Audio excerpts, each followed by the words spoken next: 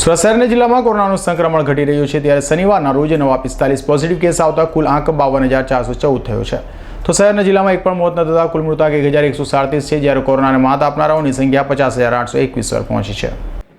સુરત શહેરના જિલ્લામાં કોરોનાનું સંક્રમણ ઘટાડો જોવા મળી રહ્યો છે ત્યારે શનિવારના રોજ સુરત મહાનગરપાલિકા અને જિલ્લા આરોગ્ય વિભાગના જણાવ્યા મુજબ સુરત શહેરમાં 42 અને જિલ્લામાં 3 મળી કોરોનાના કુલ 45 કેસ પોઝિટિવ આવતા કુલ પોઝિટિવ કેસનો આંક 52,414 થયો હતો।